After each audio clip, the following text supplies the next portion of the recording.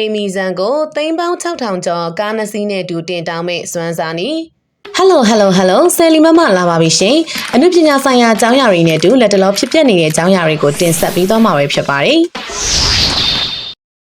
ပရိသတ်များရှင်စွမ်းစာနီကိုပရိသတ်တွေအားလုံးကချစ်ခင်ကြမယ်လို့ယုံကြည်ပါတယ်တခေတ်တစ်ခါတုန်းကမြန်မာဇာတ်သပင်လောကမှာအောင်မြင်ကြော်ကြားခဲ့ပြီးရှမ်းတောက်အောင်မြင်ခဲ့ကငွေတွေတောက်လေးဝင်ခဲ့တဲ့အမှုပညာရှင်တဦးပါစွမ်းစာနီကဇတ်တပင်ကိုတကယ့်ကိုအခြေခံကြကနေစတင်ခဲ့တာဖြစ်ပါတယ်။ဒါပေမဲ့အရန်ကိုအောင်မြင်လာတဲ့အချိန်မှာတော့စွမ်းစာနီကအောင်မြင်မှုရဲ့ဓာတ်ကိုမခံနိုင်ပဲဘဝပြတ်ခဲ့ရတာဖြစ်ပါတယ်။မြမဇတ်တပင်လောကမှာရှိတဲ့ဇက်အဖွဲ့တွေအားလုံးထဲမှာစွမ်းစာနီကပွဲလိုက်ရတာအများဆုံးငွေကြေးဝင်မှုအများဆုံးနဲ့အဖွဲ့အစည်းတောင်ဆုံးလို့ပြောရမှာဖြစ်ပါတယ်။ဒါပေမဲ့အရက်သေးစာအရန်ကိုကြိုက်လာတဲ့စွမ်းစာနီကအရက်ကသူ့ရဲ့ဘဝကိုဖျက်ခဲ့တာဖြစ်ပြီးအောင်မြင်မှုရဲ့ဓာတ်တွေကိုမခံနိုင်ပဲအပျော်ပါးနောက်ကိုလိုက်ခါအခုချိန်မှာတော့ဇက်တပင်ကြီးတစ်ခုလုံးကိုဆုံးရှုံးလိုက်ရတာဖြစ်ပါတယ်။စွမ်းစာနီတယောက်ဇက်တပင်ကိုဆုံးရှုံးလိုက်ရတဲ့အတွက်စွမ်းစာနီကိုမိကိုအားကိုးနေရတဲ့အဖွဲ့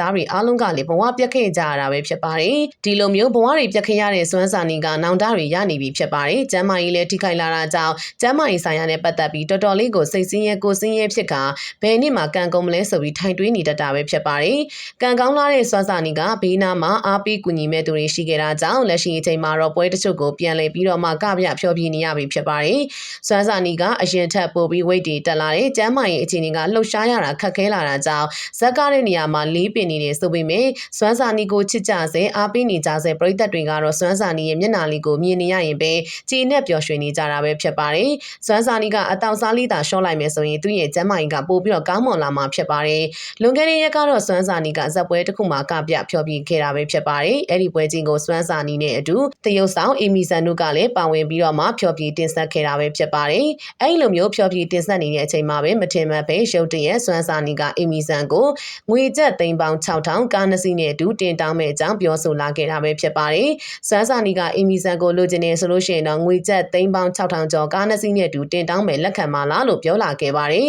။အေမီဇန်ကလည်းရှက်လွန်းလို့ဘာပြန်ပြောရမှန်းမသိဘူးကိုဖြစ်နေခဲ့တော့တာပါ။နောက်ပြီးစင်ပေါ်မှာဆိုရင်လေစွမ်းစာနီကအေမီဇန်ကိုပကုံးတွေဖက်အတင်းတွေဖက်ကစကားတွေအတင်းတွေကပ်ပြောနေလို့အေမီဇန်တယောက်ကရှက်နေရတာဖြစ်ပြီးပရိသတ်တွေကတော့တဝါဝါနဲ့ပွဲကြနေကစွမ်းစာနီနဲ့အေမီဇန်လိုက်ဖက်တယ်ဆိုပြီးတော့ဝိုင်းပြီးတော့ရှစ်တင်ကြတာပဲဖြစ်ပါတယ်။အေမီဇန်ကတော့အမျိုးသားတယောက်နဲ့အခုလိုမျိုးနီးနီးကက်ကက်ကြီးကပြောမှုဆိုပူတာပထမအဆုံးလေးဖြစ်တယ်။ဒါပေမဲ့ကိုယ့်ရဲ့အမှုပညာရှင်အချင်းချင်းလည်းအဖြစ်ကိုစွမ်းစာနီကလည်းဒါချစ်ခင်စိတ်နဲ့စတာနောက်တာဖြစ်တဲ့အတွက်ရှက်နေတာကလွယ်ပြီးဘာမှခံစားရမျိုးတော့မရှိပါဘူး။အကူနဲ့တွေ့ဆုံကြရတဲ့အတွက်လည်းပျော်ပါတယ်လို့ပြောပြလာခဲ့ပါတယ်။စွမ်းစာနီကတော့အေမီဆန်ရှက်တက်မှန်တီလို့အတင်းစနေတာဖြစ်ပြီးနောက်ဆုံးပရိသတ်တွေသဘောကျအောင်ငွေကျပ်သိန်းပေါင်း6000နဲ့တူတင်တောင်းမယ်လို့စနောက်လာခဲ့တာပဲဖြစ်ပါတယ်။ဒီစကားကစနောက်တာဖြစ်ပြီးအတီမဟုတ်ပါဘူး။ပရိသတ်တွေကတော့တကယ့်ကိုအတီဖြစ်စေချင်နေတာပါ။စွမ်းစာနီတယောက်အခုလိုမျိုးပွဲတွေဖြောပြတာကိုလည်းသဘောကျသလိုစွမ်းစာနီနဲ့အေမီဆန်ကိုလည်းဝိုင်းပြီးတော့ရှစ်ပေးနေကြတာပဲဖြစ်ပါတယ်။ပရိသတ်ကြီးနေနဲ့ရောစွမ်းစာနီသားအေမီဆန်ကို